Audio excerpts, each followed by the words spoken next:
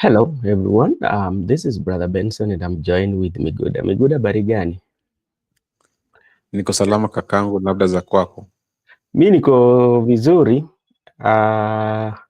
Labda jioni yako, wiki yako, kila kitu kwako imekuwa aje?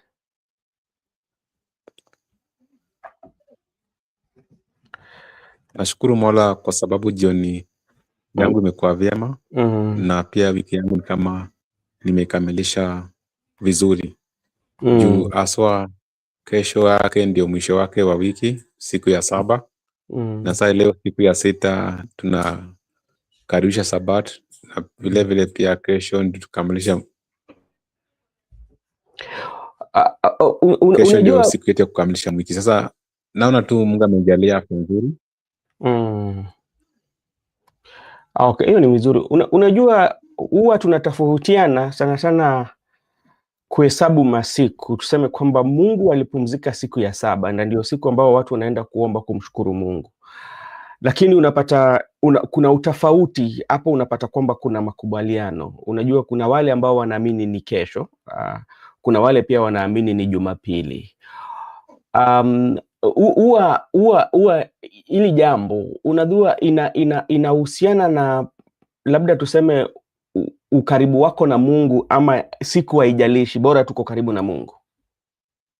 Siku inajalisha, seti siku haijalishi. Ni vile unapata kuna tafsiri tofauti tofauti. Na vile wale watu wa Rumi walikuwa na tafsiri yao, wale Wayahudi walikuwa na tafsiri yao. Lakini unapata hata ukisoma Biblia kuna maelezo kamilifu katika Biblia, inaeleza siku tangu mwanzo. Hapo awali Mungu aliumba ulimwengu siku ya kwanza, siku ya Jumapili unapata Mungu aliumba. Hata wakati alifufuka Yesu Kristo, unapata asubuhi ya Jumapili ndiye alifufuka. Sasa analipumzika siku ya Jumamosi. Unajua hii Jumamosi sababu ya wale warafiki zetu wa Islamu.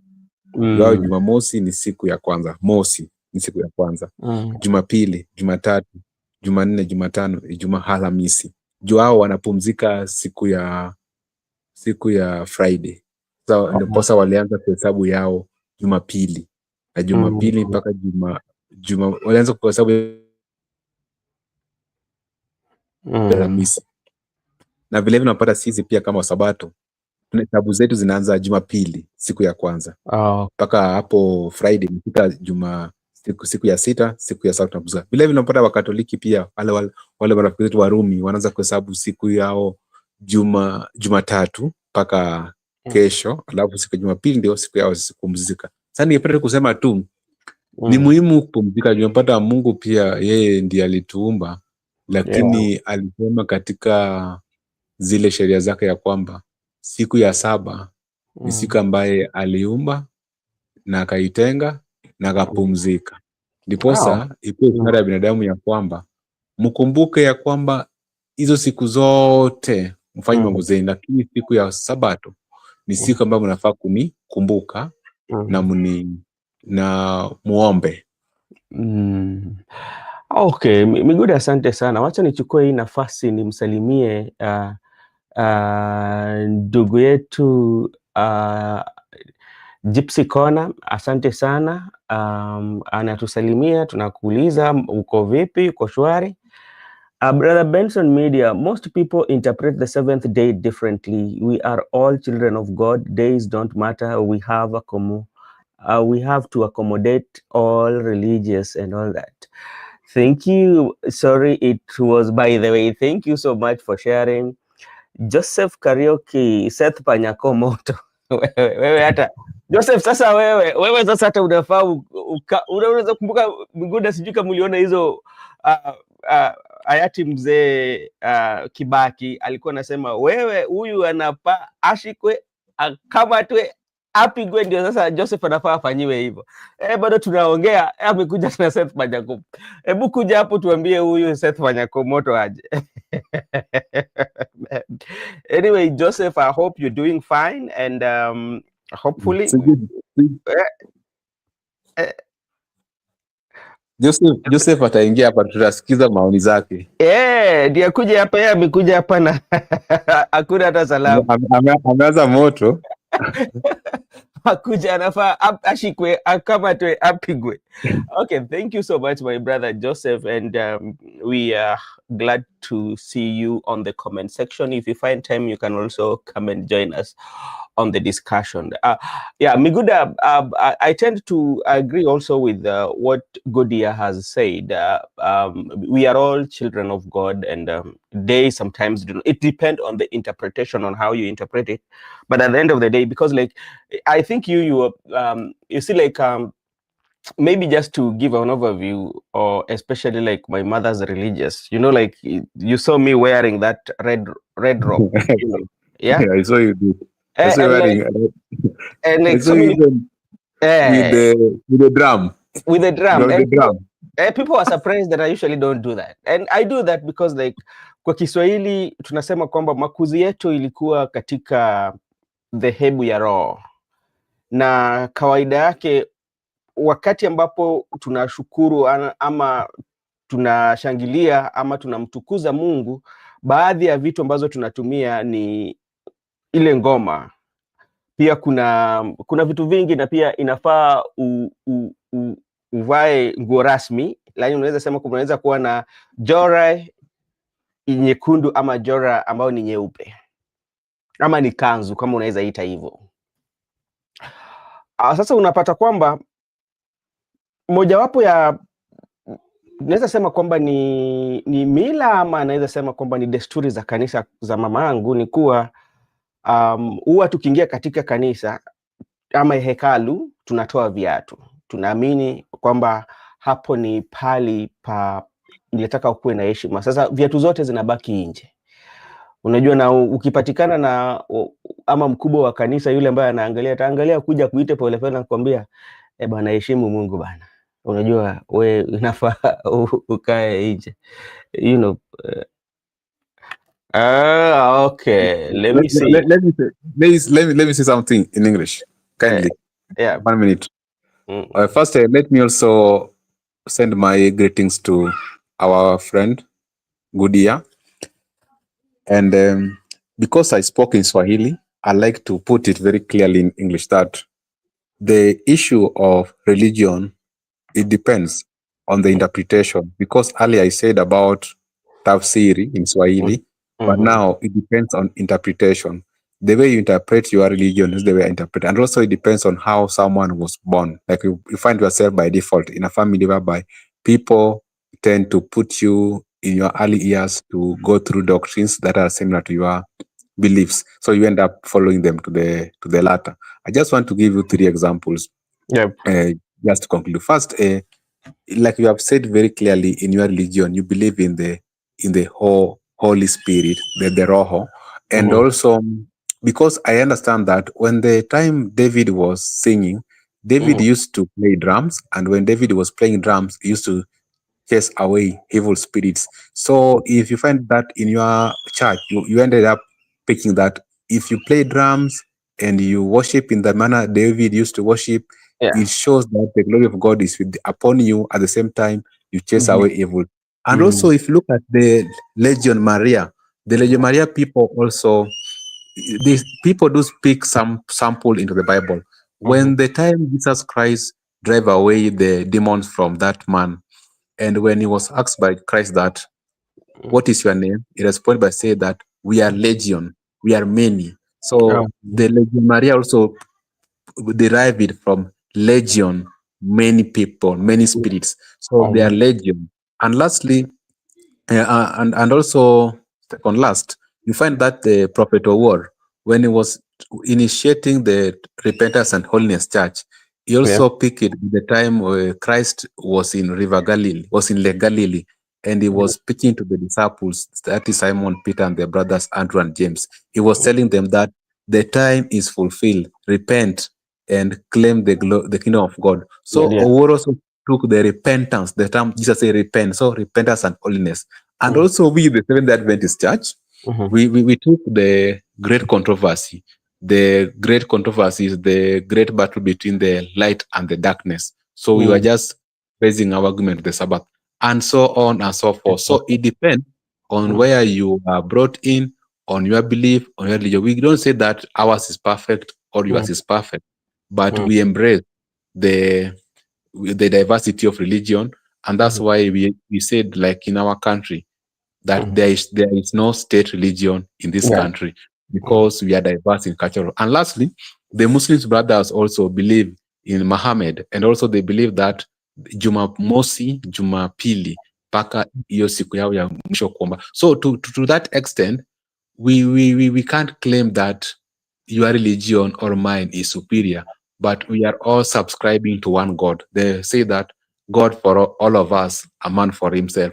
But in terms of religion, we are subscribed to which one suits you according to your interpretation, and how can you convince. Like me, mine persuades me very well, because like I've told you, the great controversy between the light and darkness. I understand it from the time there was spiritual conception, and even the time, the second coming of Christ, what we call the second advent.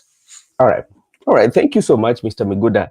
And next time, if we find time, before inviting Joseph, there's something that also I know about, especially naming of the week in Kiswahili, about Alhamis, Al, Juma, Jumatano, Alhamisi, Jumaine, Jumatatu, hivyo hivyo. Ukiangalia vizuri, kuna siku nilikuwa nasikiliza profesa fulani, ni profesa wa Swahili, anatoka kule Zanzibar, Tanzania huko. Alikuwa anaongelea mambo ya wiki, jinsi zilipatizwa hiyo majina: Alhamisi, Jumamoja, Jumamosi, hivyo hivyo. So siku moja tutazungumzia hayo. Joseph, habari gani?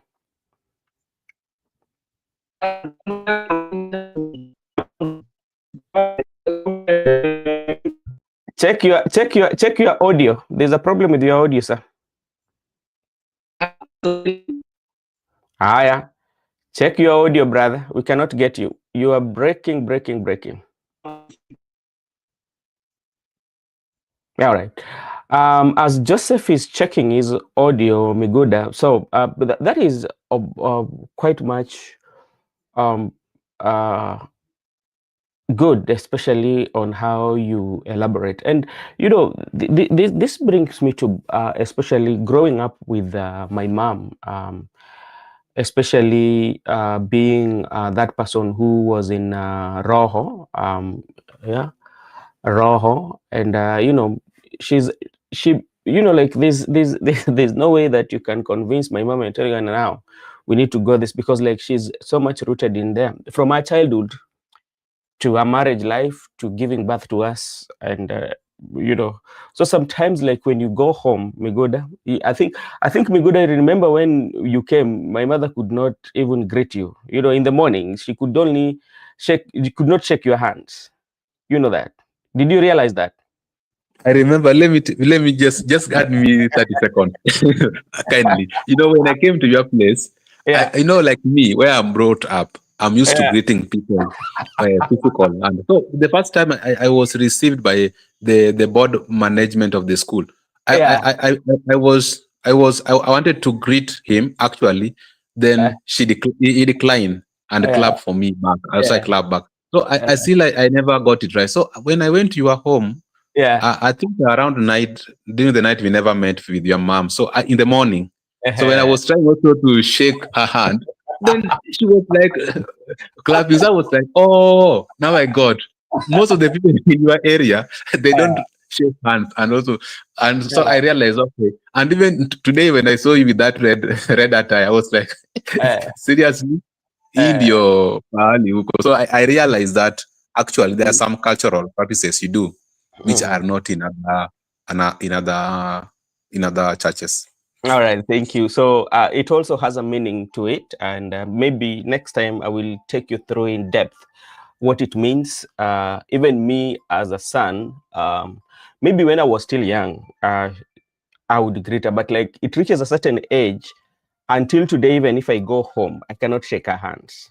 You know that, and it is something that is respected, and he is not like it's so offensive, and we are used to it. Everyone is used to it. They will come, you will just do like this in the morning. uh, yeah, by the way, good year. One time we should take you to my mom and take you through not the saint, but I think is the culture, the doctrines of the church that where she is.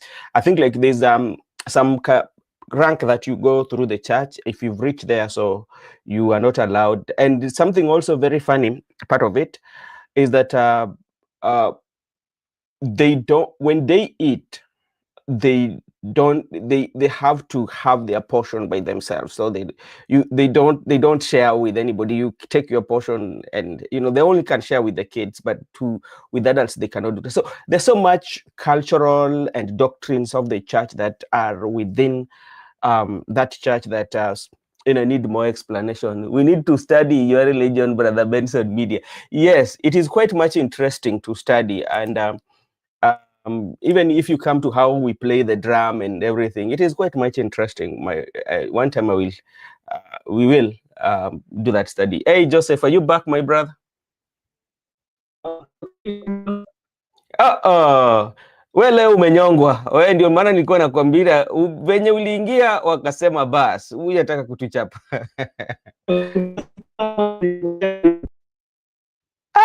Joseph, can you please check what is happening on your side? Joseph bado. Joseph bado.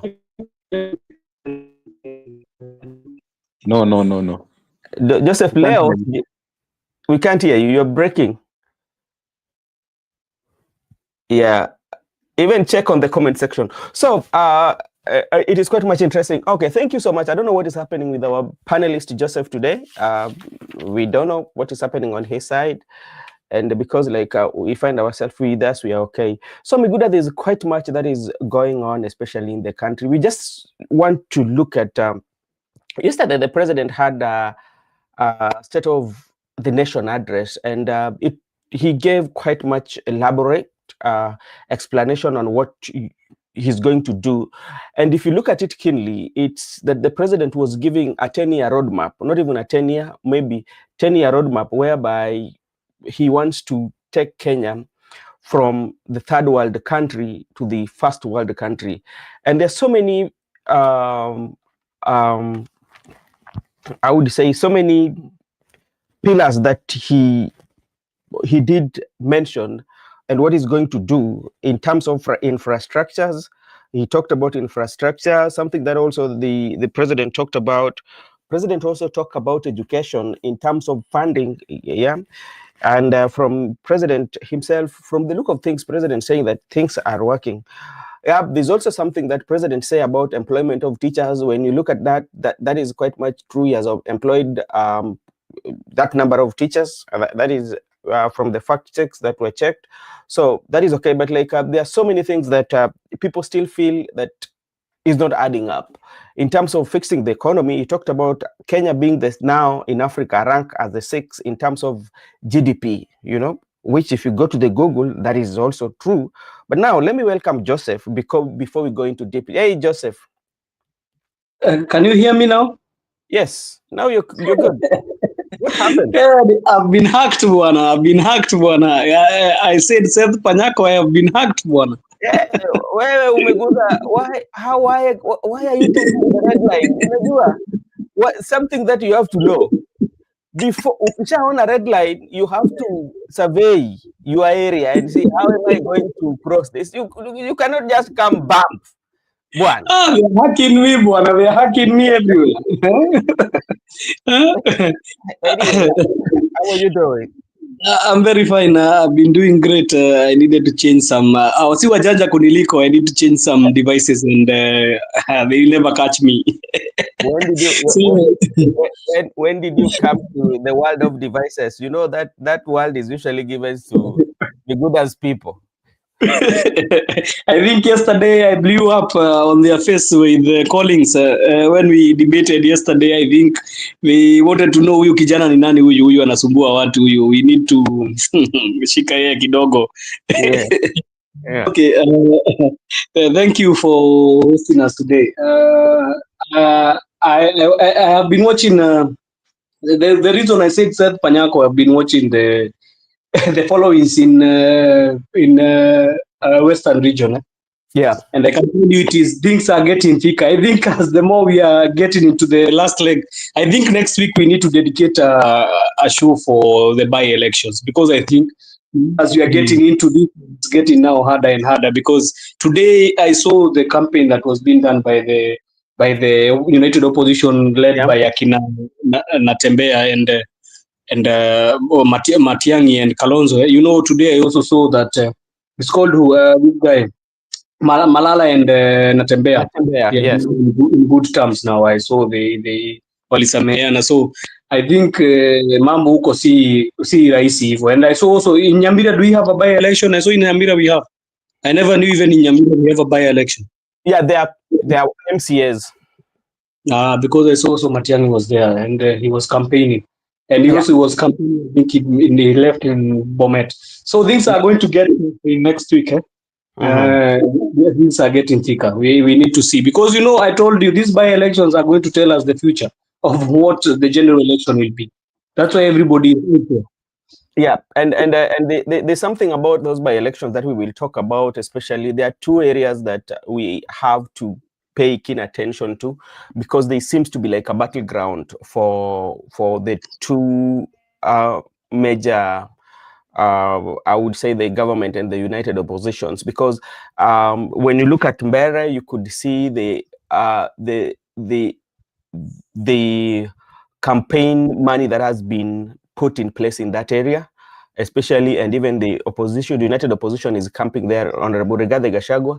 And if you go to Malaba too, you are seeing all of them are there. So like those two places, they've decided to put more effort, and the government also is not relenting on those places.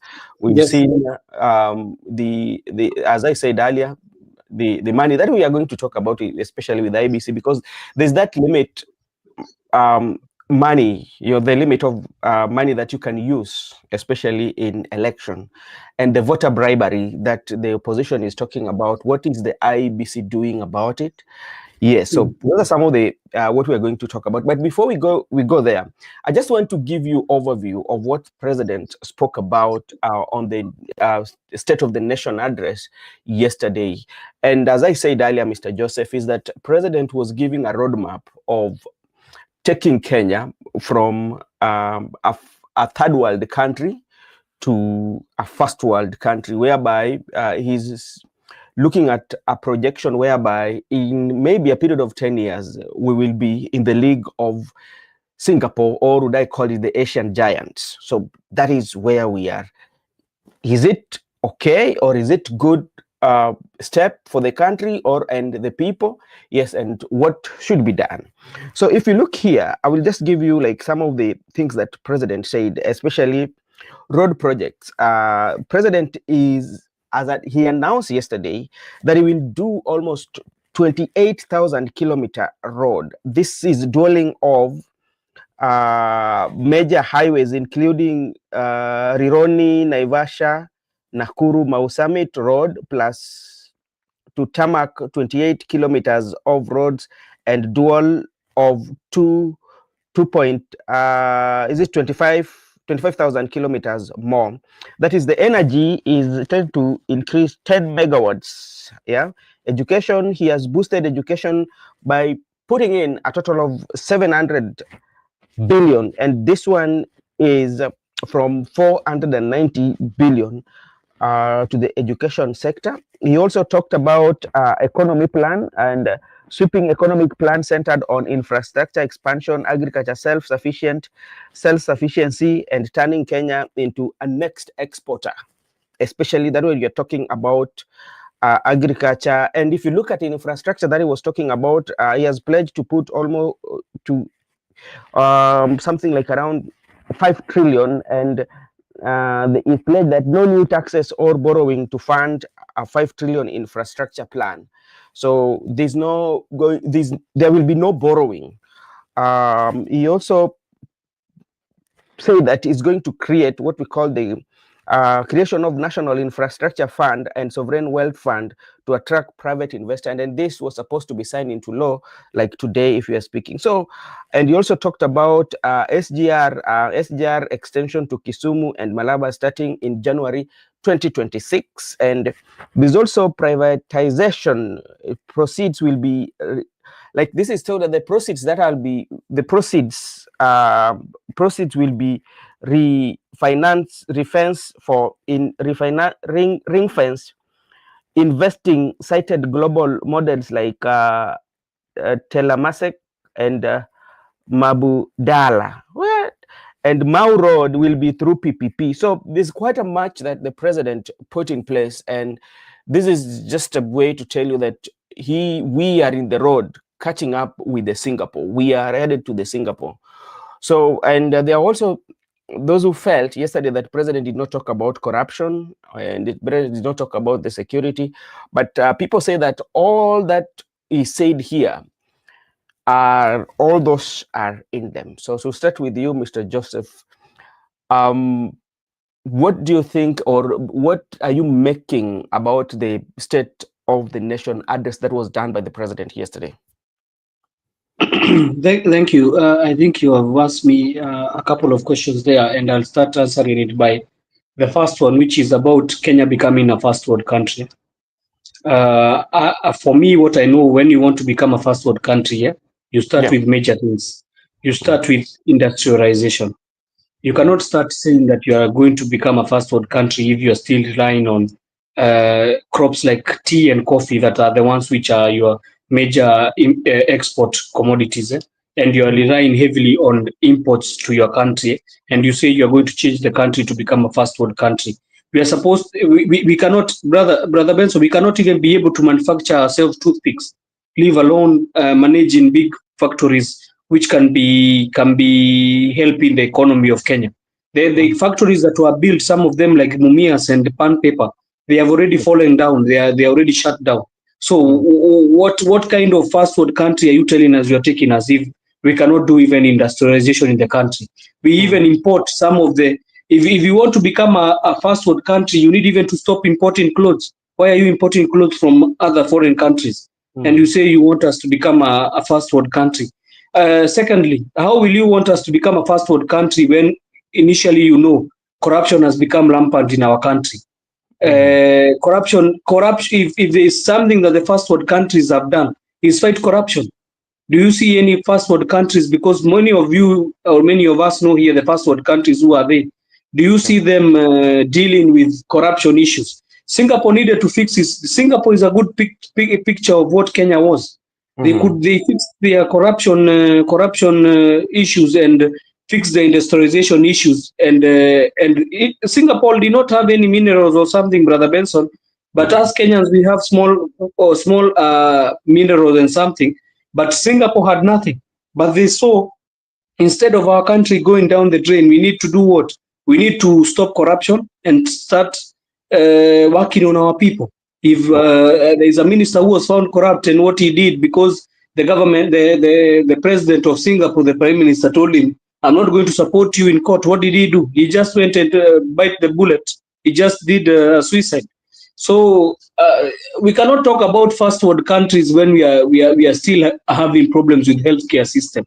That when a person can go to the hospital, he can never get a good hair care system which can be able to facilitate his own things. You still need to pay every year. If we had a good healthcare system, it's a system where you will not be asked about any money. Everybody should be having a healthcare scheme, so that you can take us to the first world country. You cannot talk about first world country when most of our roads are impassable. Today I was looking at the traffic between from Mai Mahiu. The traffic was very heavy. That is a road which is a highway which is leading to the diverse areas in Western and Kisumu and the parts of Nakuru. It's still having issues. People are sleeping on the road, and you're still trying to tell us you want to take us to a first world country. Brother, if we are going to go to a first world country, we need to sort out all these issues, and I don't see the government of the day addressing these issues. There is no issues which have been addressed by the government of the day. So to enter on his speech, because yesterday he gave the national address. I think the national address also had an issue, because you cannot be a president, you're giving the national address, and even the people you are giving the national address is people who like to hear you more when you're talking, like the people than the whole Kenyans. Because we know the national address is supposed to be given to members of parliament and Kenyans. The members of parliament represent Kenyans in the National Assembly. Where is the state of address given? It is in the National Assembly. Those members were absent. If you look at the parliament, it somehow seemed, I've seen so many State of the Nation addresses, but this one, it almost seemed like it was almost a quarter empty. Not many members were there. Others even they staged a walkout. So what does it mean when you are giving a State of the Nation address and even all the people are not listening? If you watch the news in the morning, if you watch the news before the nation address in the morning, people are talking about certain issues that is paining them. When you're going to speak about a national address, you should not come and tell us about the things you have done. Yes, the things you have done are important, but you should come and talk about the things you have not done and the things that the people are fighting about, are crying about. People are crying about the economy. It is not working well. If there is anybody here who knows that the economy is working well, they don't have money in their pocket. That is what they are talking about. The economy is not working. The healthcare system is very poor. You cannot. It is you pay for the healthcare system, but when you go to the hospital, it's not working. You go to the education system. The education sector is falling down, Brother Benson. You can say you have employed 67,000 teachers, but at the moment you're employing these 67,000 teachers, most of these what do we call them? This junior secondary, Brother Benson, they don't have teachers. They don't have teachers. I told you my wife is a teacher. She tells me you find most of them, they have 2 teachers in the classroom. They are supposed to teach the kids from grade 7 to grade 9. What are we doing as a country? You're telling us you're giving teachers employment, and most of these even classrooms, most of them even are not built. Some people are still running outside. They are still in the trees. Okay, to come back to what he said, there is things that he has done clearly. We can see there is some certain aspect he did. We cannot take all of it away. But most of the things that he has not done, they touch on the fabric of the society. Because when you're talking about agriculture, when you talk about agriculture, it is the backbone of this country. And when you talk about agriculture, you cannot leave out fertilizer. Fertilizer should be in agriculture, because fertilizer is the one which makes these farmers to be able to put their yields. So what mechanism have they devised? Because after that consignment of fertilizer, the ones which we have been told were given by Russia for free and they sold to the farmers, what happened about the fertilizer? So it clearly shows there was fertilizer which had been given for free, they sold to the farmers. Because if the fertilizer was being brought for a certain small amount of fee, we could be seeing the fertilizer. We cannot see it. That program, where did it go? Where is the programs like Galana Kulal? Where did they go? You're talking about going up to be a first world country. Agriculture is failing. You're talking about first world country. I think even you should first stop talking about a first world country. We should first keep up with the second world country. We cannot even keep up with the second world countries. We are we're talking about first world countries. I know, Brother Benson, you have been around. You have seen the first world countries. You have seen even their system. Let me ask you a question. When you're in Kenya, Brother Benson, and you get sick at home in the village, can you get an ambulance to come to pick you at home when you are sick? Because if you're a first world country, you should get an ambulance which should come to your doorstep and pick you. Can you get an ambulance when you're sick in Kenya? Sometimes it's very difficult. So this all hula baloo, we are going to first world country. I don't know what it has gotten into him. You want to take us brother, even the countries that are in the first world countries, Brother Benson, most of them, like US, they gained independence in 1977. They are already 250 years. How will you compare Kenya with a country which is 250 years? We are only 60 years of independence. We are going the 70th year. So, Brother Benson, this all hulabaloo about us going to first world country, let's stop these shenanigans. We cannot go as long as we still have corruption in rampant in the government. Okay, all right. Thank you so much, Mr. Joseph. I'm just getting an information that the ODM party leader has been flown outside the country for medical checkup. That is something that I'm just receiving here on my line of breaking news. So we will confirm that as we go. Ayaga, how are you doing, Mr. Nairobian? It is a long time. You said that you're supposed to be coming in for a discussion this tomorrow morning, especially where we have the meeting the press, whereby we can discuss the briefs, like short analysis of what happened during the week. So tomorrow we are inviting you. I hope we are going to be there, me, Joseph, and Muzalendo. So if you can join, again, it will be a plus to us so that we can have this discussion. Miguda, maybe your overview, brief overview of the state of the nation address by the president, and based on the pillars that he have touched, and it's like it's like a roadmap to the Asian tigers. That's where we are headed. Do you see that one happening? Oh, you talked about Asian tigers and Yeah. State of the Union address or State of the Nation address. But I believe that it was a quite good time for the president to actually brief the nation on the state of the nation. But on the other hand, he also used it to, I don't know, campaign or promise. We have platforms for giving out the promises or campaigning. Yeah. But we don't expect an head of state to come to the house to actually give us the roadmap. But we need to understand the state of the security of the country. We need to understand the state of the economy, the state of the Kenyan people employment, the state of how he's going to transform the country, but on what he has done, but not on what he's planning to do, because that's not the state of the nation, according to me. And when talked about a 5 trillion budget, and people are asking that, initially, when he was campaigning, he said that he's going to tax us for him to complete his promises, like what he did to the payslips, by taxing the payslips to continue affordable houses and even the SHA. So that one, it was very clear that he was going to get it from the taxpayers' money to do his projects. But on this one, he has not said that he's going to tax Kenyan people. Yes, he said that he's not going to tax Kenyan peoples. He's not going to borrow, but he's having a budget of 5 trillion.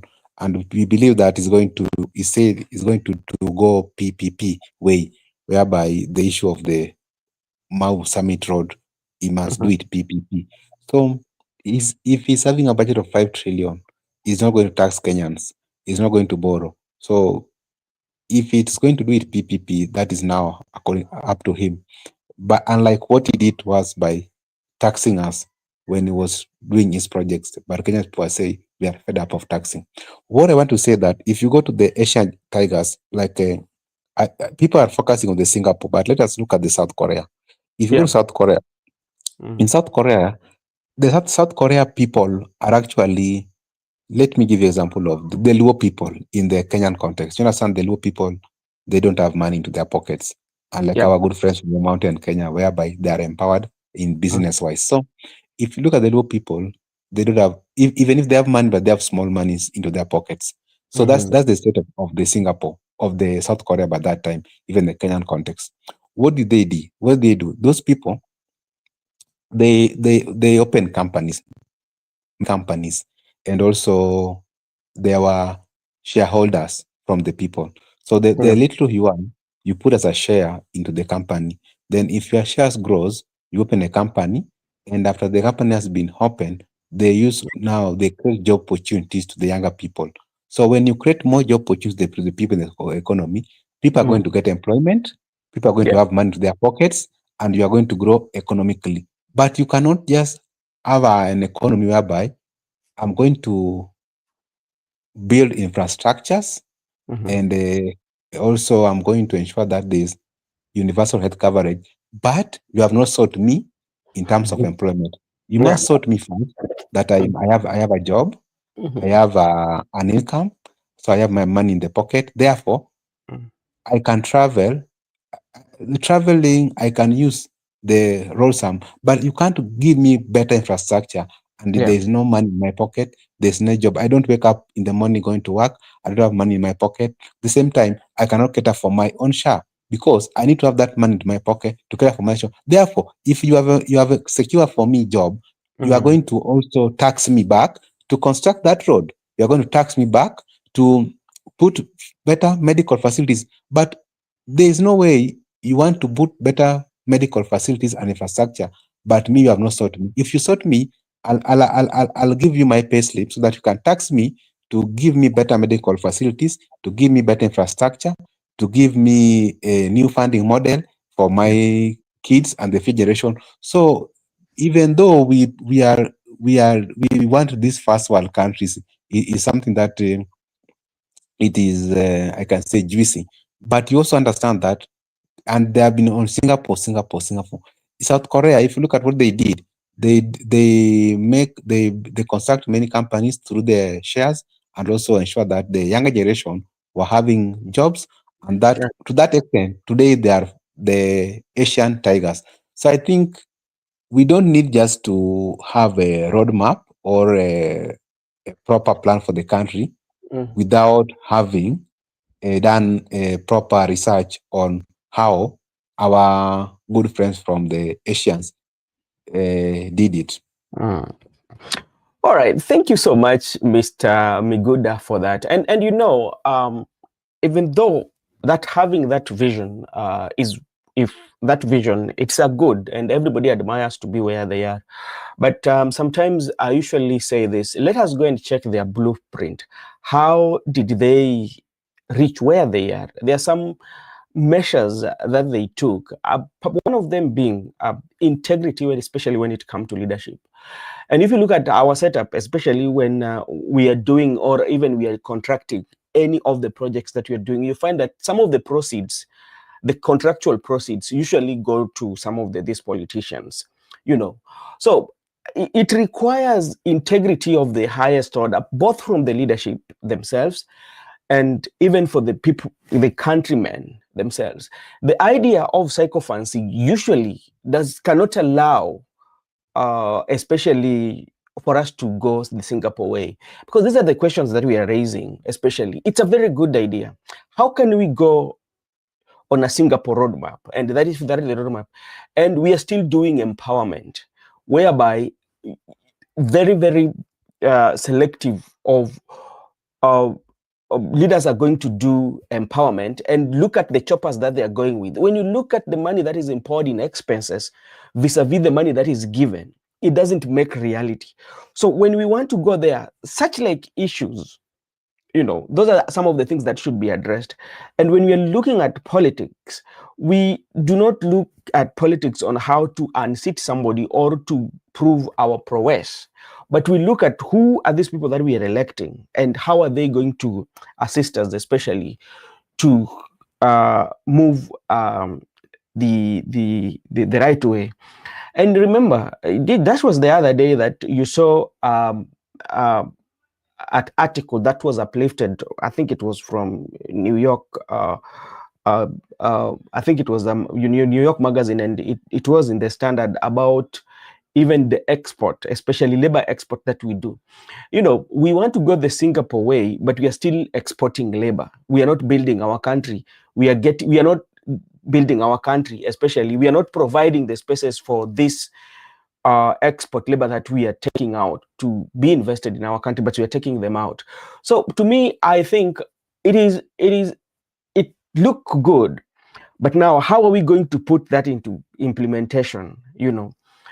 So that is what to me I would say it's a very good idea. And another thing is that we should not put politics in it, because You remember, as a country, we usually have narratives that we usually use, especially when it comes to election. I hope this is not going to be one of those narratives that is being used to make voters to think otherwise, rather than providing. So I think it should be put in place, and we see the blueprint of how we are going to do it.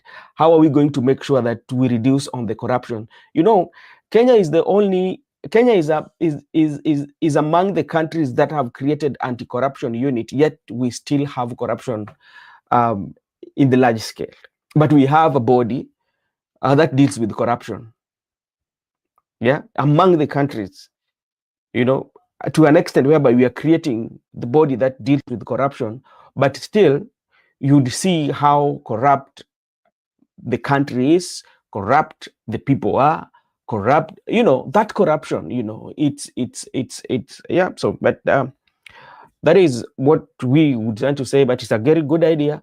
But like the implementation and the roadmap should be clear, corruption free, and people should be made to understand, and people should contribute. Okay, thank you so much, gentlemen. At we start today, opposition leaders unite behind Panyako in Malawa by election push, and we are seeing Dr. Fred Okengo Matiang'i also was there, as Joseph mentioned earlier. We saw Natembeya and Malala greeting each other and saying that, okay, now they need to work together, because them fighting in public, that one does not do good to the their candidate. But if they will be working together, that one will be good. And we're seeing major force, especially that has been invested, especially in Malaba and in Mere, especially with the United Opposition.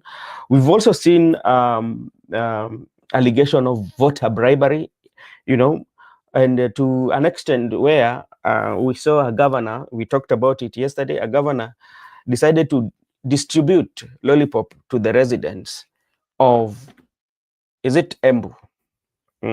New campaign styles in town.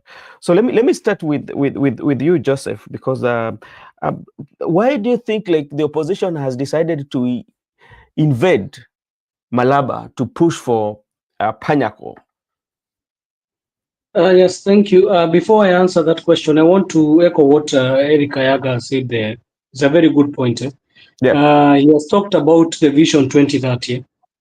Vision 2030 was supposed to be implemented, and we are remaining only how many years to Vision 2030? We are remaining only around 4 years to Vision 2030. But the full implementation of the Vision 2030 has never happened.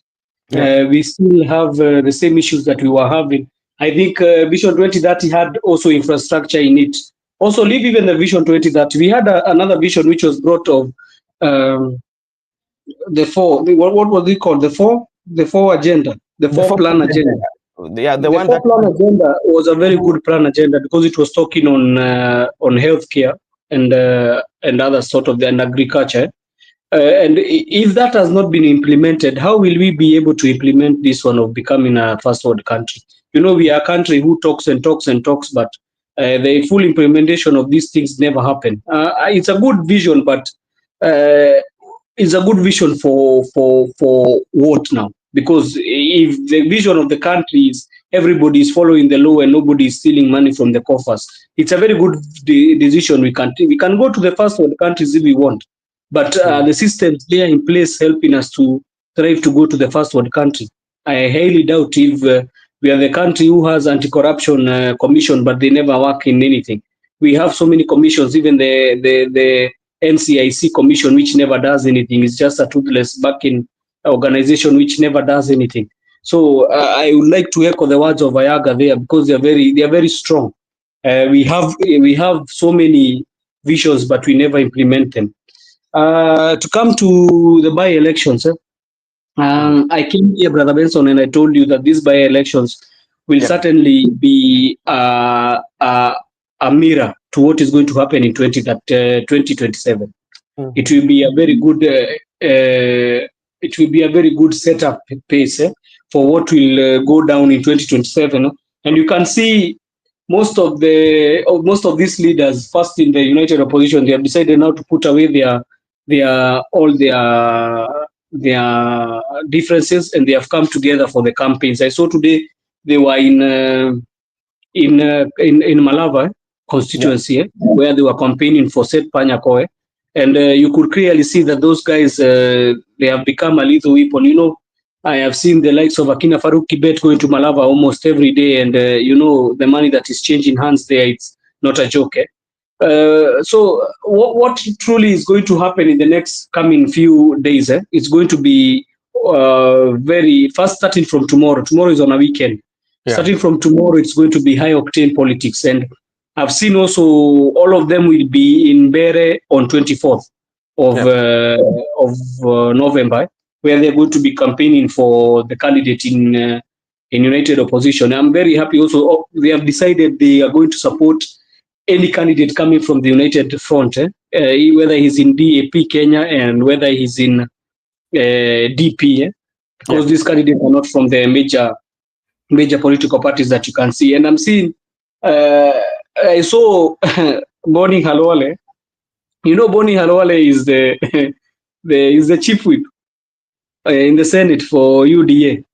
I think after these by-elections, what is going to happen is going to be very catastrophic, because some people are going to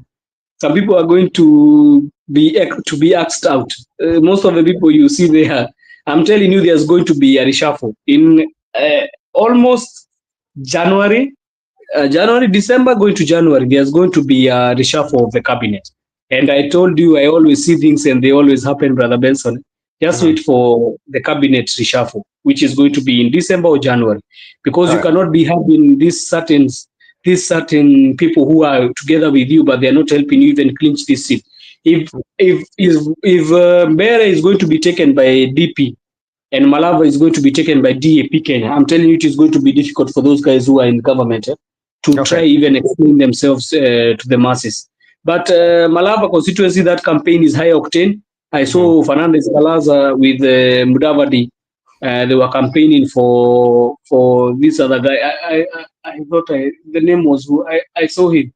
They were campaigning for him, and I can see also Natembea is a force there, because he's trying to rebrand himself in the Luya politics as a force to reckon with. So these few days will be money will change hands. You have heard how much money is being used in the by-elections. You find one by-election is even using 200 million. I think, brother, the money which is in Mbere North and Malava, the money that they are receiving right now, sidhani kuna nyumba ya mtu ambayo inuki nyama bwana. Kila jioni nyumba ya watu inanuka nyama na wengine inanuka lollipop. Unajua tuliona mtu anapatiana lollipop.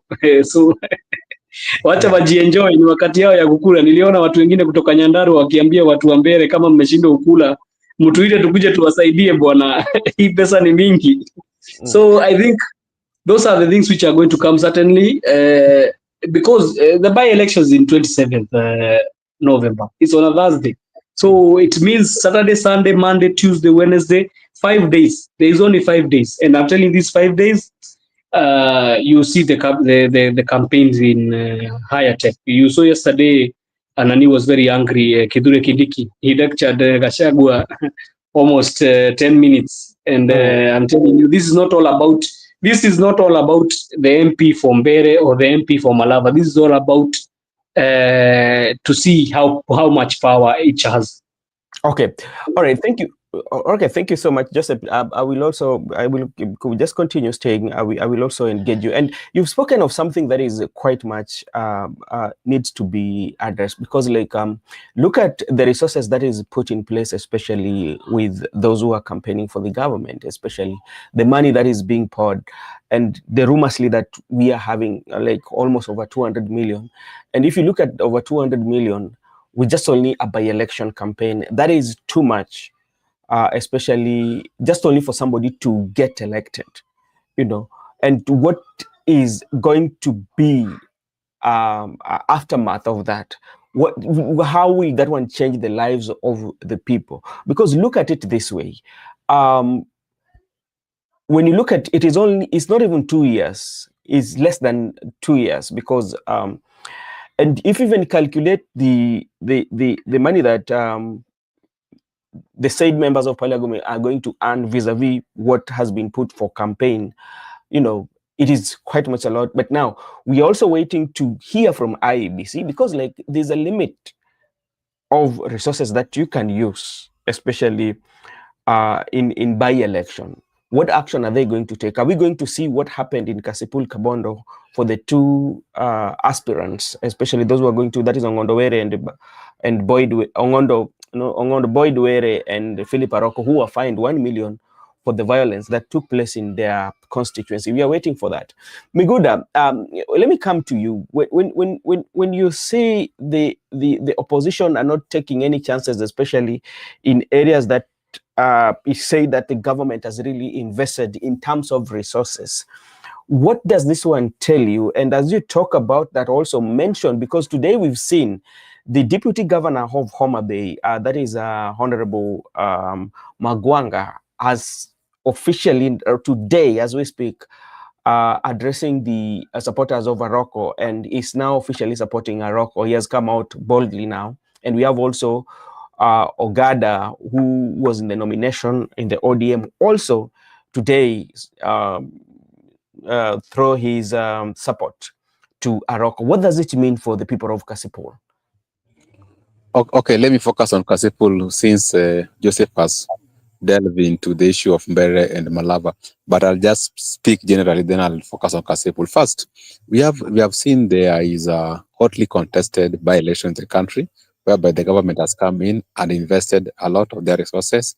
They have spent more than what is required by the IBC and our regulation for someone to campaign within a certain area. In a mere constituency, you cannot spend 200 million, really, because even if you calculate the salary of MP, in the entire 5 years, you're going to have 60 millions. So you are spending more than what we have in the 5 years in the office, because if you are being paid 1 million per year, and if you work for the 5 years, it's going to be 60 million. Why do you spend 200 million now? I don't think that is how someone, because for what purposes?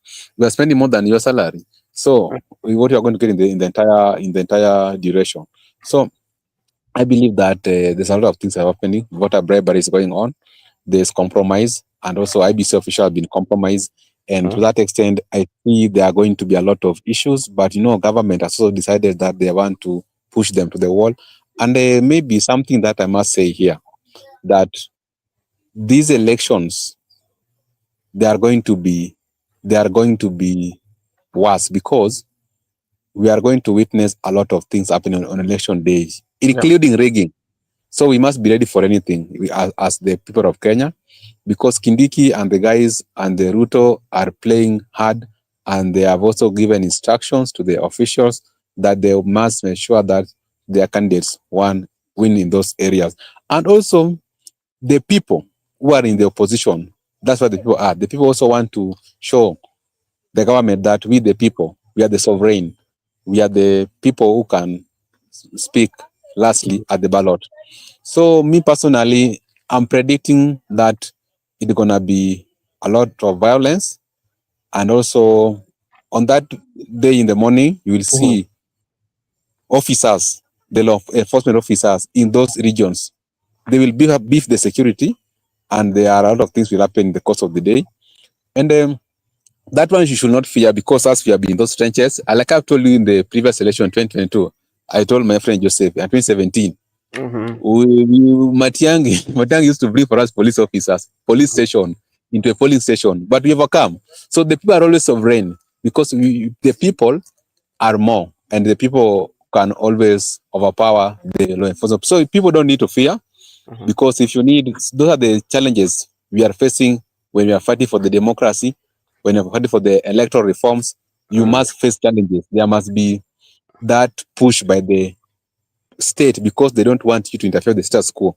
So we are ready for anything, and because we were ready before, and the people should be ready, and that's how it is. So people should not be worried about anything that is going to happen. And I've promised you, there are people who are going to attempt to rig elections, and it's going to be to mess, because that's when you will touch the people.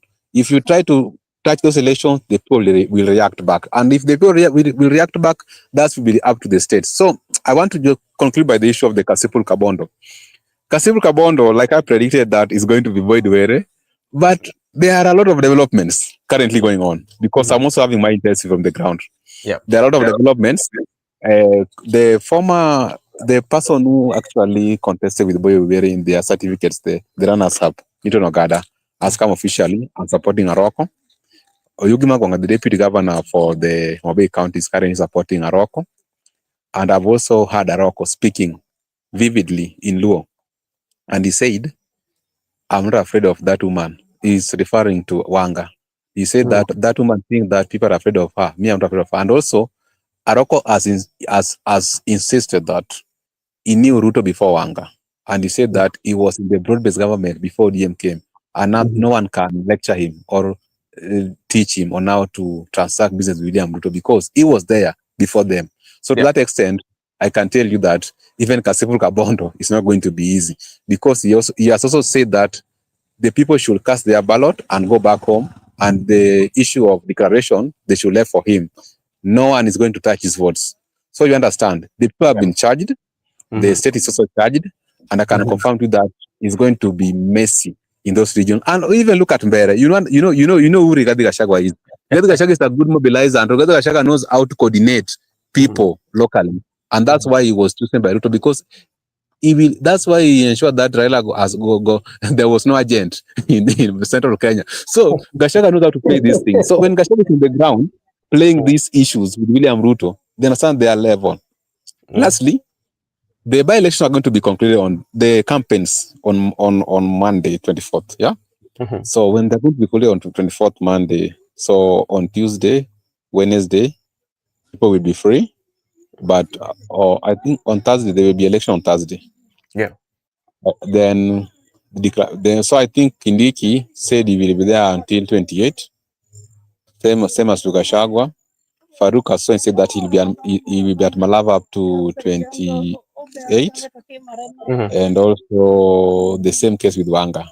But I can promise you it's going to be messy because from the intel we are receiving right now, there are people actually who are non-constituents who are going to participate in those elections. There are people who are not in those by elections, but they are being transported to those localities to ensure that they safeguard different candidates. So I can report to you that even though we are predicting what we are predicting, but we must bear in our mind that it's not going to be easy from the both sides.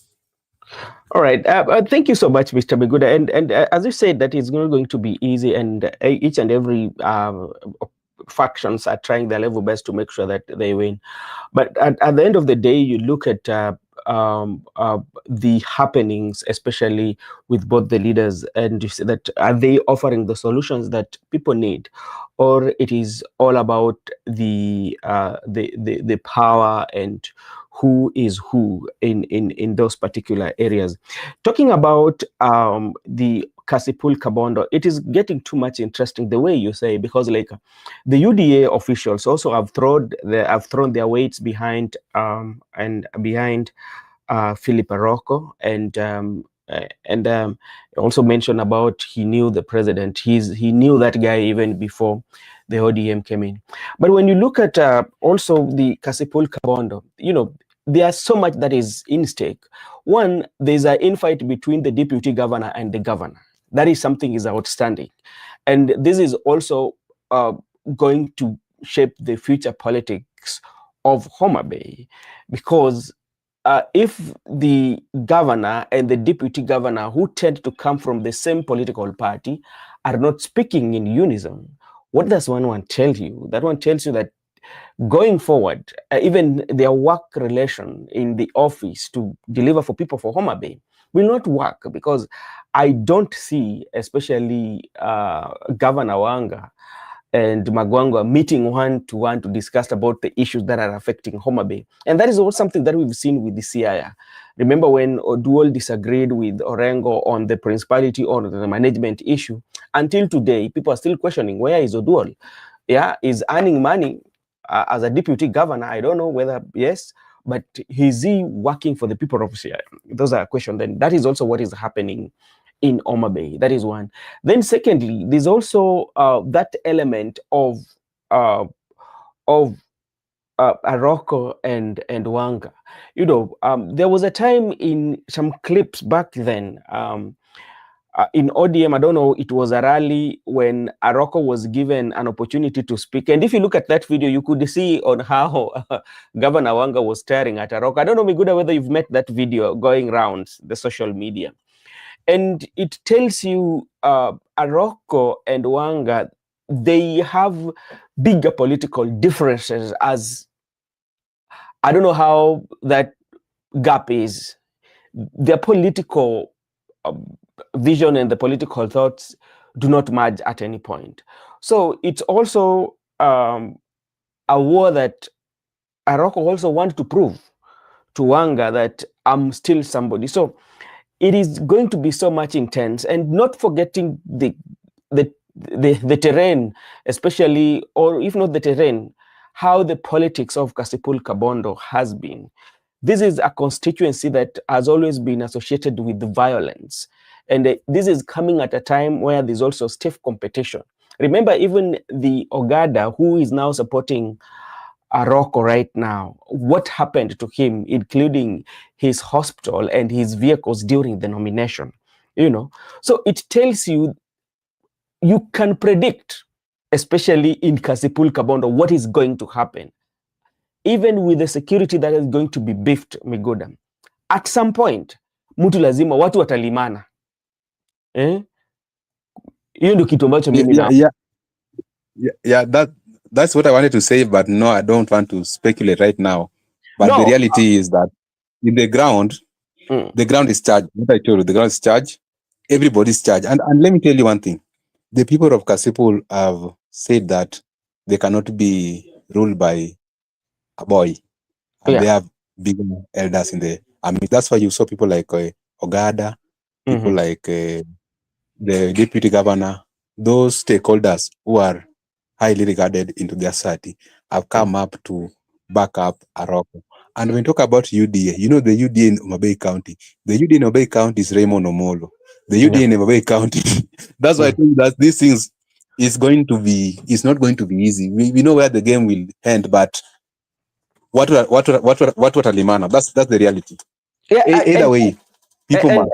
And before I bring in Joseph, and I want to give you this history. Remember, when the information that Ongondo Were came out that he died, the first speech that was made by Gladys Wanga, I remember it very well. It was so much that, and he said that this is not a UDA zone. We will not allow, until she retracted her statement later. Remember, even by then, P.S. Omolo did not attend the burial. Magwanga, who contributed around 20,000, that money was reversed to him. So it tells you what is taking place in Kasipul Kabondo. It's a show of might, and whoever is going to win, then it's going to be a very, very tight. And that one, and I think the security apparatus now are aware of what is taking place. They should be, actually, that is the place that they should put in more security officers to make sure the people of Kasipul Kabondo are okay. Thank you, Mr. Joseph. Brother Benson. Joseph, give me 1 minute before you come in, kindly. Okay, member of ODM, my senior. Brother Benson, you know what also people must know. Like I know my people. My people are saying that the only person who they respected and they feared was Raila Amolo Odinga. And even when people are going to the ODM celebration in Mombasa, people were just going, but they were saying after the celebration, no one will guide. You know, that community, there are people who they don't know how to pretend. If they love you, they love you. If they hate, they hate. So no one will just come to control that because I'm the party chair. I want to control. No. So to that extent, everybody will have a say. Until that time, a leader will emerge who will unite the community. But for now, no one is going to tell somebody anything to do. That's what Babu was saying. Hata yeye anataka yuko kiti ya party deputy, the kiti ya party. That remember, if Raila could be alive, he could not dare to utter such words. So I was trying to say that in the absence of Raila, expect anything. Yeah. All right. We will be watching keenly on what is happening in Kasipul Kabondo. Let me see what Sally Sally say hi Sally. I hope you're doing fine. At Sally. Aroko it is. Okay, thank you so much. Let's wait for 27th. We'll see who is going to represent the people of Kasipul Kabondo in the parliament. Hey, Mr. Joseph. Yes, thank you. I needed to give my senior. He's not my senior, but my senior counsel. He's a senior counsel. Need to Yeah. give him the time to speak. He's my landed friend. Yeah. So what I was trying to say is, I heard you talking about police, Brother Benson. The police are going to be harassing the opposition candidates. You clearly know what happens in Kenya. Today there was an incident that happened in Muranga. I don't know if you watched it, where a radio presenter from Kameme FM, I know you know Kameme FM, Yeah, I know. was going for Baby Wax. Baby Top. Baby Top, So she had gone to open up. I think they were opening up or launching some, I think a certain petrol station or something. There's a certain guy who threw a tear gas to. They are saying his police officer who was ununiformed. He threw a tear gas in the petrol station. So how do you imagine a police officer throwing a tear gas in a petrol station? And those things, they always, it's a story which is there. You can check it. It was a very big issue, and they have noted that guy. So I think they have told the DCI to take action. So let me just even ask you on a normal. You know what the petrol station, how inflammable? Yeah. And the issue was how many people were there. There was people who were there, kids. Kids now, they have closed school and they are there. So when this bad wagon goes, they always go with music. So you expect so many people were there. I think you'll watch that video later. There were so many people, and it was very dangerous. That thing, even that guy should be arrested and taken to a court of law, because he was. They know him. They found in the cameras they were taking. They noticed him. So it's very unfortunate. So that's what I'm telling you. When you hear Brother Miguda telling you that it's going to be even war, there's going even to be war in these by-elections. Then let me tell you one thing that is happening. In this by-election, everybody has a bone to pick with the other. There is somebody versus somebody. Leave the candidates. There is somebody versus somebody. You go to Mbere, you find there is Rigathi versus Gindiki. You go to Malava, there is this guy Natembea versus Mudavadi and Tangula, and the stroke akina Boni Halwale and akina Malala. Then you go to this Nyamira. We have Matiangi versus Osoro, kind of affair. We go to Kasipul. We have Gladys Wanga versus. Even you have said, I'm even shocked that the deputy governor. I think that county will now have so much problems in the coming future. Yeah, it will be.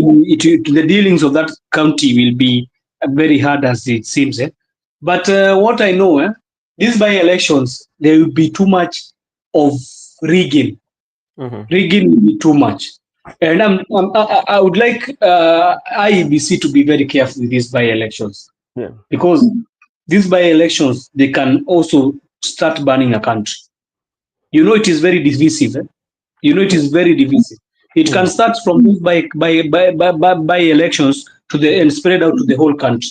So if IEBC is okay, they need to give us a very credible by-elections this time, as we know it. Because if they give a very shoddy work, it will be very difficult for the country, as we see. And also, it is also a test for IEBC, Brother Benson, because we are not talking about IEBC. IEBC is being put to test in these by-elections. How are they going to conduct these by-elections? Are they going to be free and fair? They have already started to they have started writing messages to the IEBC. So Justin Muturi writing to IEBC telling him that many people have started even buying people and bringing mobs from outside. And let me tell you, Brother Benson, if people are not careful, these by-elections might trigger a great thing that might be very bad in their country. So let them be careful, very careful with how they handle. And everybody has said they are going to stay. Kila mtu amesema atakaa, they got their votes. So how will you think it will be? How will you think it will be? Like in Mbeere North, we have only 4 wards. Only 4 wards in Mbeere North. I don't know Kasipul has how many. Kasipul maybe has many. and the likes of Kinamalava. But I'm telling you, it's going to be a heck of a time in 2027 and 28. So they better be careful. All right.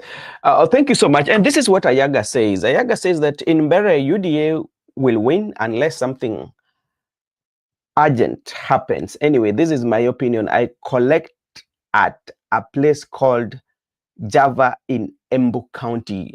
Joseph, do you disagree or you agree with what Ayaga is saying? Ayaga is my friend. He's saying in collectors Java, and me, I'll tell him I stay in those slopes. I know how the people are meant to be. Kikuyu people or the Mbere, let me tell you, there is no Mount Kenya East or West. People are going to see in that election.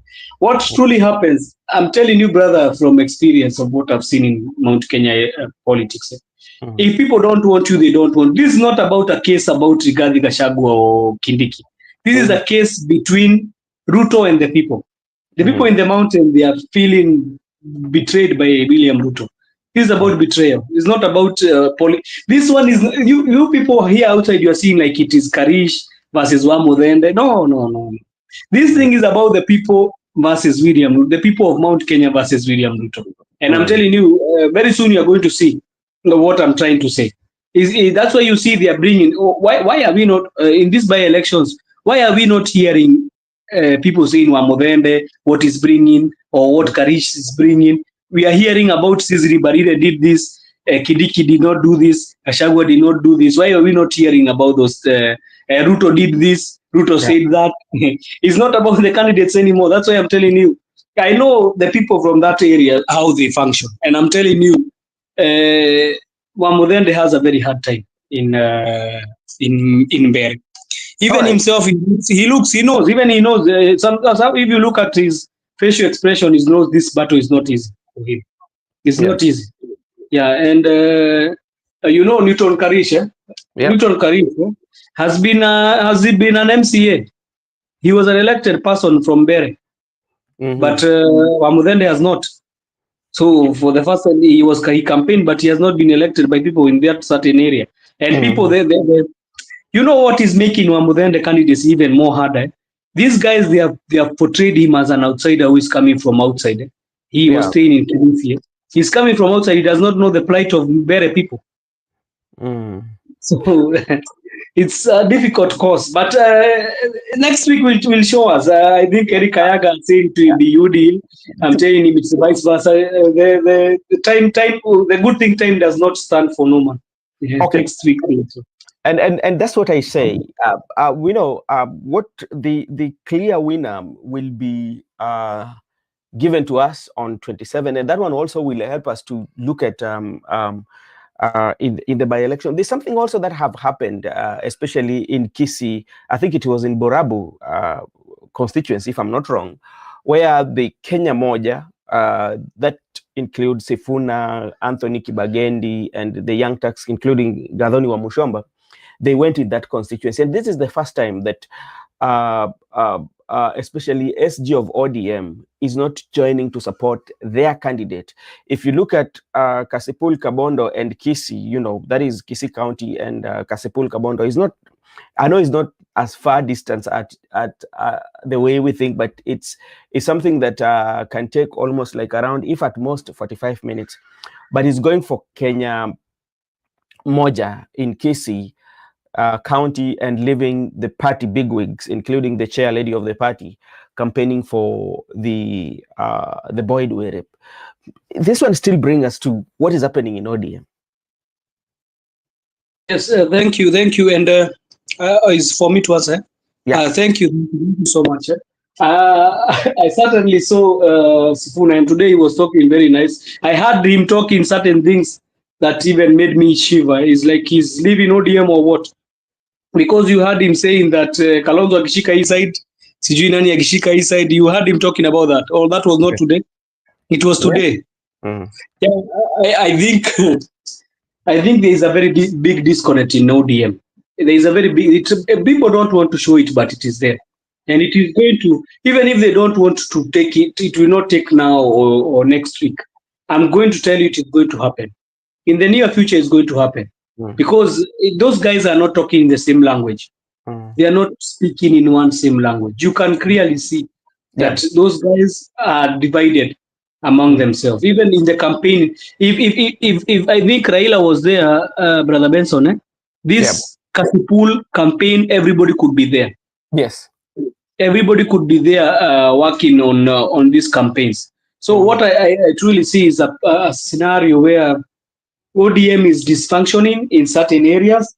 Maybe it has broken in the leadership of these leaders. So I think it will be a hard place. But I wanted to say something because Eric Ayaga said about Mount Kenya UDA, and tell him that, and I already called Gathoni Wamushomba. You reminded me. Gathoni Wamushomba Benson was a strong heroine for people in Mount Kenya, but right now is being bashed off because of just one thing she did. Not even her she did, just one thing that was done. Kimani Ichung'wah came and said that they are friends, they know each other. So people started calling her Musaliti. Brother Benson, she has never recovered from that. So I know what I'm talking about when I tell you about UDA. UDA in Mount Kenya, they don't even. It's not the problem with Wamudende is not a bad leader, Brother Benson. Wamudende is not a bad leader. The problem is the party which is there. The party called UDA is what Mount Kenya people don't want. They don't want to hear about it. Let me ask you, is it the party or the person of the president? Yeah, the party is the person because UDA is Ruto and Ruto is UDA. So when they see UDA, they see Ruto. So all these things are leading to everything. They are leading to something, to something, to something. When they see Cesar Barire, they see a chairman of UDA. When they see CS Ruku, they see him as a cabinet secretary of UDA, of Ruto, coming to tell them what they want to hear and what is not up. When they see Kidure Kidik, they see him as a deputy of this guy. It's called of Ruto. So what is clearly happening is these guys they were fed up with Ruto, so they are taking it upon themselves. Not that Cesar Barire is a bad leader, not that those other ones are bad, but they will be casualties of calamity. I'm telling you. All right. In that region, there will be casualties because I'm telling you, in 2022, you saw how many people went casualties. They even voted out a guy called Lee Kinyanjui. Because of what? Because of a party. And that guy had performed in Nakuru, but things happen. So I'm telling you clearly, I think me and my brother Eric Ayaga here will be watching them as they come through. That's they will be in the show on Friday also. So we'll be watching the things as they come through. But I'm telling you, I know how they think. And they talk as one. All right, Miguda, what do you think about Kenya Moja? Because at this particular moment in time, we feel, or I think, it could be the effort of the Secretary Generals to make sure that his member of his political party get elected, because that one will boost their numbers in parliament. But he's not campaigning, especially for him, but is just nearby or adjacent county, Bro Benson, there are things that people don't want talked about here. Even people like Sifona, they were trained with Raila that you don't speculate many things in public. But there are some realities here. There are people in this ODM who wanted to sell this party, and the people in this ODM who don't want it to be sold. So why do you want me to attend your meetings? And you are pretending. When people are in Mombasa, some people are pretending that as if they have never discussed on how to sell ODM. But it been discussed. None other than the daughter of the former Prime Minister, Winnie Odinga, confirmed to us that there are people who have been plotting to sell ODM. Then the same people want you to go with them. So if that's the case, people must be divided. Because if you can't listen to me, won't listen to you. That's democracy. So so if you see people like SG not attending those campaigns, it's because there's differences in that party. That if that is what you want us to do, you want to use us, then go and campaign for that guy by yourself. We will not follow you. For us, we are here to retain the party. And also, let me tell you, let us not pretend. There's a problem in ODM. Not that there's no problem. There's a problem. There's a big problem in ODM. There's a big problem, and that big that Liwe Liwalo, they must sell ODM. I don't know if they have been paid in prior, and the people have been adamant that Liwe Liwalo, they're not ready to see ODM being sold. And people are ready to agree. There's no point of agreement that ODM. That's why today you have had even Mbadi saying that he also want to be the party leader for ODM. But when Babu said want to be party leader, they are going against Babu that no, you can't discuss how to take your father's seat when your father is sitting on it. But why can't they today gang up against Mbadi? Because Oburu Odinga is older than Mbadi. So we must be realist that if what Babu said is wrong, it is also wrong to Mbadi to say so. Not that it is only Babu who they castigate, gang up against. But when Mbadi said it, now Mbadi should not be touched. So the reality is that those people who have taken money prior, that's their problem. Let them live their problem. But also the other people who want to retain the identity of the party for themselves and the family. And people are having interest. That people don't want to mention names, but that I think that's why there's a difference in ODM, and there's a big difference. And even going forward in terms of nominations, if you can't agree with me, if you can't give me my certificates and I've won those elections, my friend, people are going to win those seats with the independent candidates. And even look at now the issue of Kisumu, Kisumu County. Let me cite for that example. Kisumu County, we have right now 7 candidates who want to be governors. Yes. We have the 3 from ODM. We have Adomo War from Nyakach, Owili from Nyakach, Ojenda from Nyakach, 3 from Nyakach. Then we have Ken Obura from Kano, Ranguma from Kano, and also we have Ron from Kano, and lastly we have Rosa Buyu. Look at those people. What about Ruto Odinga too is being said that might be. Yeah, we have Ruth. We have 2 candidates. So tell me, if you give certificate to Ruth or Rosa Buyu, do you think Aduma will step down or agenda? No. So to me, I can say there's a problem. There's a big problem because there are people who want to retain the status quo. They want to retain the current leaders. Even the people who are not delivering to the people. There are some MPs who don't work. There are some governments who don't work. They want them to be given certificates. And the people say, okay, have your certificates, we have the people. If you can't get it through ODM, you can get the people. So I'm telling you that don't worry. The absence of the SG is one of the significant that there's a problem in that part. All right. Thank you so much. And as we speak, I mentioned to you earlier that the party leader currently has been flown outside the country to seek for medical attention. So we wish him quick recovery so that he can come back home.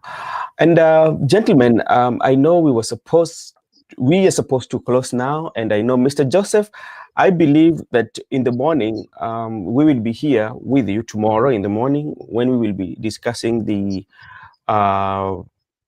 recap of the week, which was a lot of what happened during the week, including the petition by live members of ODM and the divisions that we are seeing in ODM. Maybe before we wind up, Miguda, I've missed the absence and the activeness of Otiende Amolo from the party, even at the cost. Somebody's telling me that among the officials of the party, he's the only person who did not swear when they were being given when they were given the party positions. He was a low key, and he has been a low key ever since the issue of broad-based government came. Since the creation of broad-based government, what could be happening? And these are the legoments that ODM usually have. That's a good question. Brother Benson, and also as he answered, also I need to know about, he can answer also about, it's called who? This guy from Ledama Olekina. Yeah, Ledama.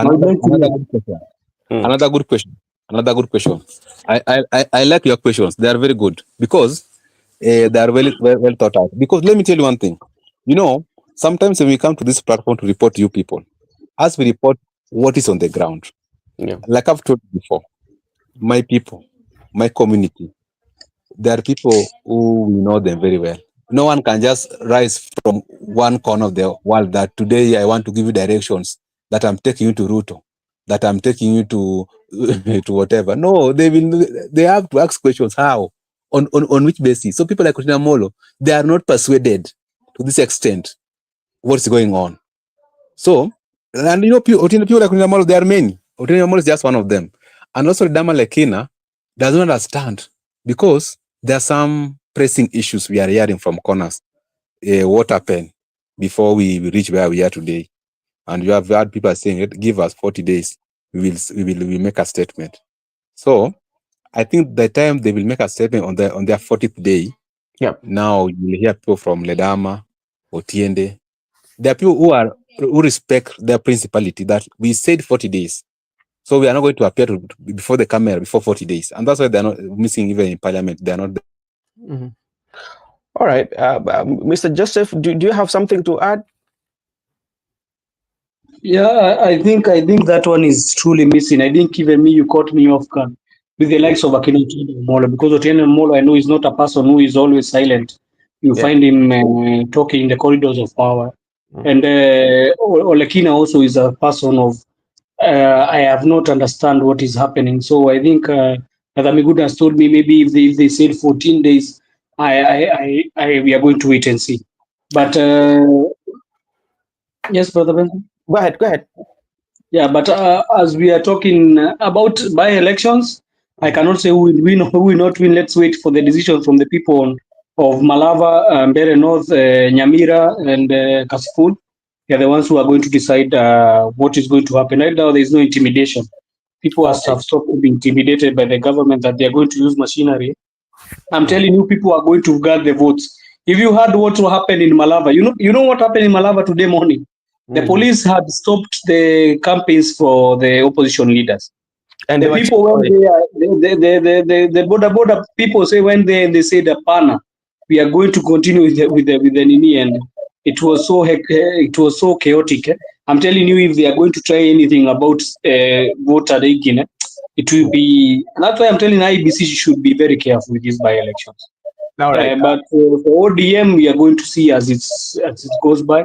There is a division which is being created there, and we'll see who is going to take the day. Because now, if I want to send my quick recoveries to the party leader, because now party leader is Oburu, as he goes for medical treatment. Okay, and I read somewhere, because I read a tweet of Mutai Nguni, and he also suggested that ODM might die. Okay, we will discuss about that one. Yeah, Mutai Nguni, I'm not very fond of him, but he's okay. He is the tyranny of numbers. Is the tyranny of numbers. He's the person. Do you know that his tyranny did not work in 2022? Okay. Actually, Mutai Nguni used to support the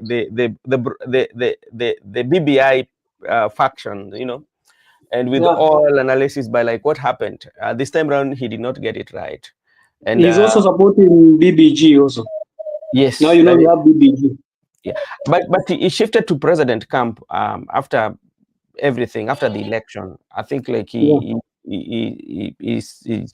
switch his allegiance to the Kenya Kwanza. So be careful when he's talking about politics in Mountain. I think he don't understand very well. He's from there, but I don't really understand the politics very well. No. Okay, Ayaga now is talking from Rarieda. My MP is alive and kicking. In Rarieda, Wanga can't wink us. He can't take an oath. That is illegal. Rush. You people relax. Fireworks coming. Oh, okay. Benson, let me conclude. Yeah. This is what I was saying. I was telling you people that there are people who are very principled. And let me tell you one thing. Something is not adding up in the party. And there are people who want to wing people that something is adding up, because there is an allegation. And this allegation, the people who have been alleged, they just want people to go their way without any consent. So if it's not until it adds up, that's when we'll have people like Ninamal. But for now, we're just saying, let them have their day. The people will have their say. Okay, talking about Otieno Amollo, I can remember during the BBI, especially in Parliament, there are some of the questions that Otienda Molo raised, especially when it comes to the creation of the constituencies. And that one costed him. I can remember he was in the JLAC committee. They had to take him off of that committee. Am I right? JLAC? Yeah. JLAC usually deals with the constitution and everything, right? Yeah, I know. I'm shocked that he was taken out of JLAC. Go check. And no, he's a senior counsel. Why they take? Joseph,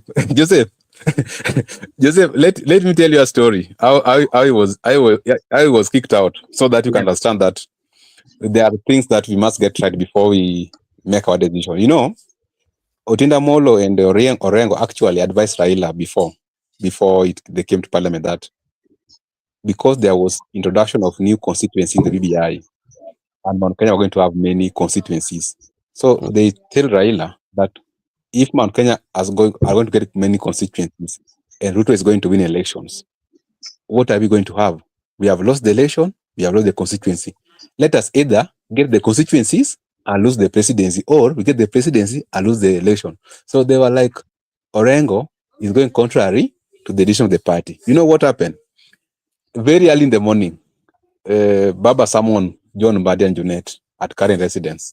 Then they were shown the text message because Otinda responded to Baba that I can even resign from that position of JLAC. I can even resign as ODM member. I can go back and practice my law. So Raila showed them, look at what they have done. Look at what is texting me.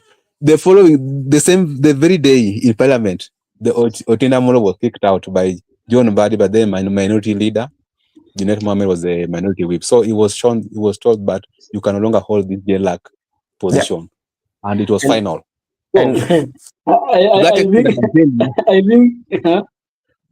I can tell you that we are not, like the other day I told you that we know these things, we know everything going on. We just don't want to speculate. At the right time, people will strike.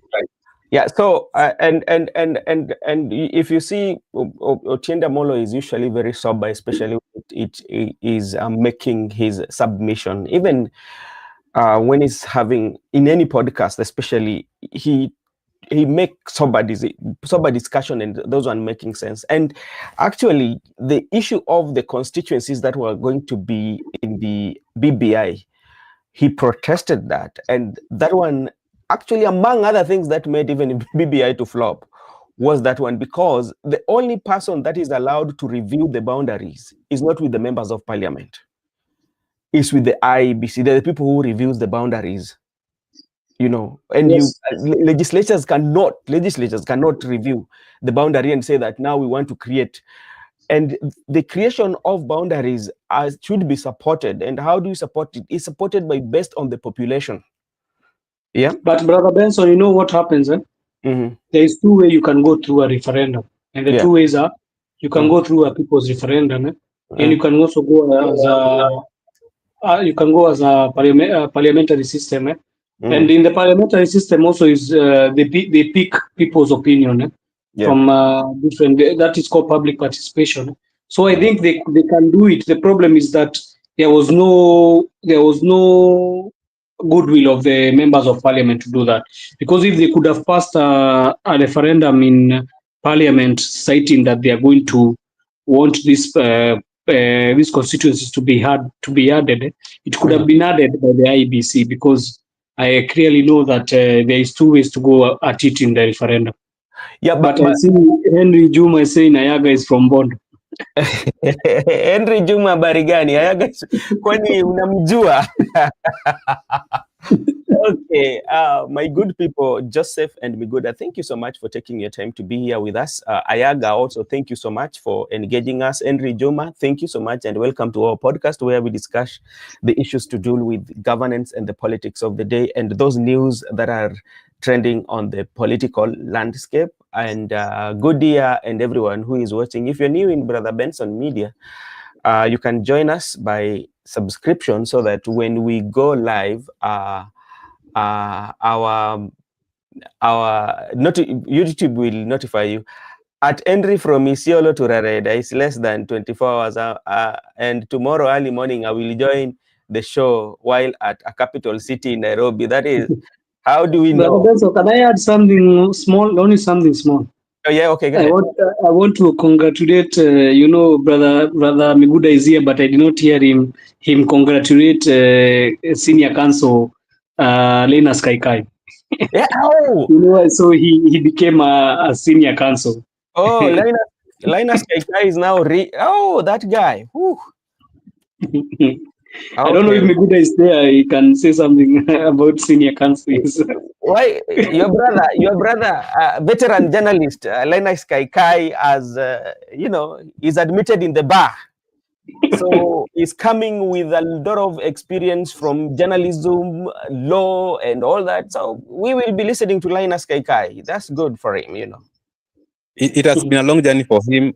He started a long time ago, before, even in 2018, 2017, he had actually completed his undergrad, but he has taken him another, I think, 5 years or 6 years, 7 years. Now he's an advocate of the High Court of Kenya. Yeah. Congrats to him. Yeah. Linus